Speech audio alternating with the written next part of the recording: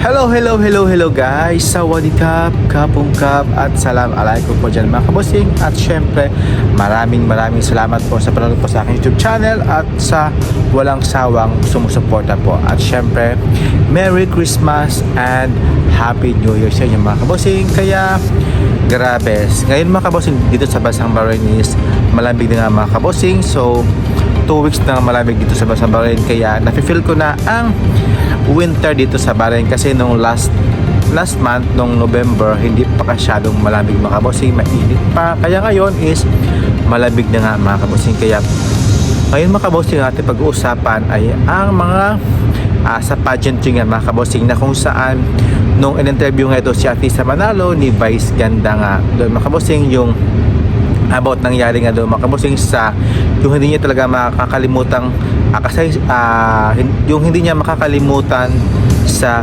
mundo ng pageantry ay ang yun nga sa Miss Cosmo mga kabosing, na nagtapos lang siya sa top 10. At syempre yung sa stage yata mga kabosing, yung nag-collapse nga mga kabosing, at syempre na na-ignore na kanya siya mga kabosing, na aksidente nga siya mga kabosing sa kanyang ankle dito sa may paa. Kaya grabe talaga mga kabosing yun, kasi hindi naman doon biro mga kabosing no, na nung nag-collapse yung stage. At syempre kasi yun talaga yung matindi mo talagang trauma doon sa pageantry, kasi alam kahit naman na safe tayo doon sa isang pageant mga kabosing, ay hindi talaga natin maiiwasan mga kabosing yung mga ganyang pangyayari like sa mga stage na nag-collapse talaga. At syempre, bakit nga ba nyo binabash si Atisa Manalo about dyan sa mga nangyari niya doon sa Cosmo? At least pinaliwanag naman niya mga kabosing, at hindi naman siya nagbigay ng name, kasi si Vice naman talaga ang nagbigay ng name doon, na sa Miss Cosmo nga nangyari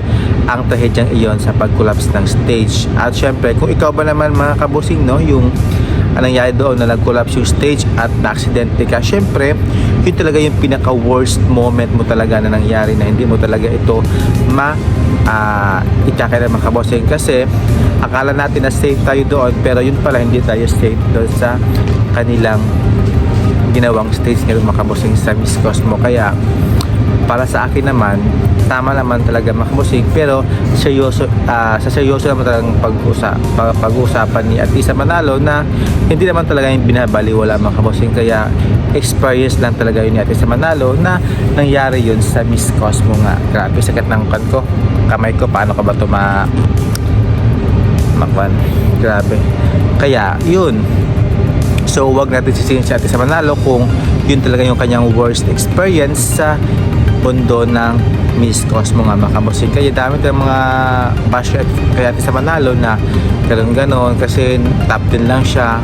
Kasi nga mga kabosing, ikaw ba naman dyan na pakitaan ka dyan ng nag-collapse? Syempre yun talaga yung pinaka-worst talaga na nangyayari doon sa Miss Cosmo, na nag-collapse yung stage. At syempre at least maging aware naman yung organization na panatilihing maging maayos, at syempre yung safe yung mga kandidato mga kabosing. Tama, kaya nga di ba? Kaya let's say na lang na at unawain na lang natin si Atisa Manalo sa kanya experience doon sa Miss Cosmo. Kaya nothing strong about that, na kung yun naman talaga ang nasabi, pero wala naman siyang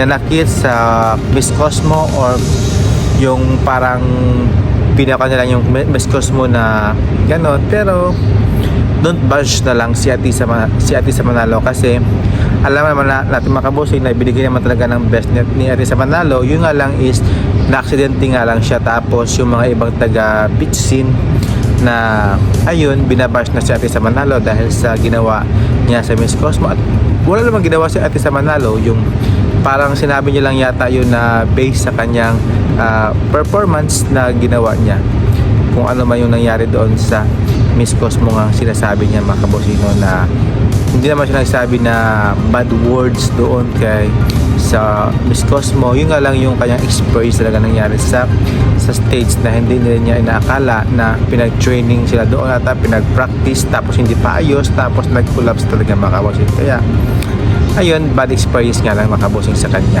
di ba? Ikaw ba naman kung meron kang bad experience na hindi mo makalimutan, syempre yun talaga yun, di ba?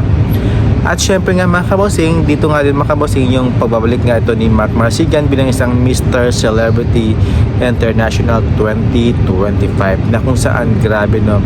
I'm so proud to Mark Marasigan na nakapag-uwi siya ng karangalan sa ating bansa bilang isang first Mr.